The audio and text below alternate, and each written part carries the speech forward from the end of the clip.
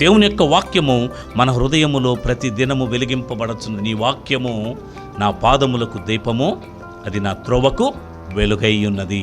అంటే దేవుని యొక్క వాక్యము నీ హృదయములో ఎప్పుడు నింపబడుతుందో, దేవుని యొక్క వాక్యం ఎప్పుడైతే నీ హృదయములో ఉంటుందో, నీ దేహమంతయు దీపము వలె వెలిగించబడుతుంది. దేవుని యొక్క వాక్యం ఎప్పుడైతే నీ హృదయములో ఉంటుందో, ఆ వాక్యము ఎలాగుంటుందంటే నిన్ను వెలిగిస్తుంది, నిన్ను ఆరిపోయేదు.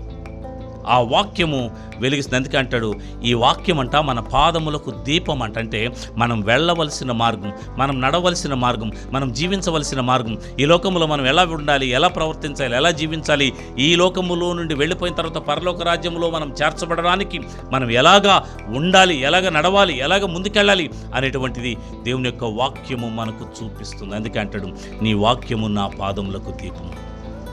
తర్వాత 119వ కీర్తన 9వ వచనములో అంటారు, యవ్వనులు దేని చేత తమ నడకను శుద్ధిపరచుకుందరు, నీ వాక్యమును పట్టి దానిని జాగ్రత్తగా చూసుకున్నట్టు చేతనే కదా.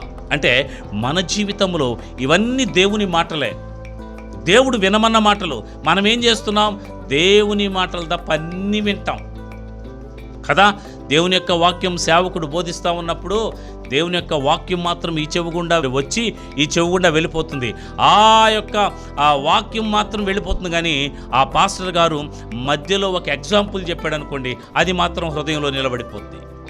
అబ్బా భలే చెప్పాడండి ఎగ్జాంపుల్, భలే చెప్పాడు ఉపమానం, భలే ఉంది అంటాం. కానీ దేవుని యొక్క వాక్యము నీ హృదయంలో నిలబడుతుంది.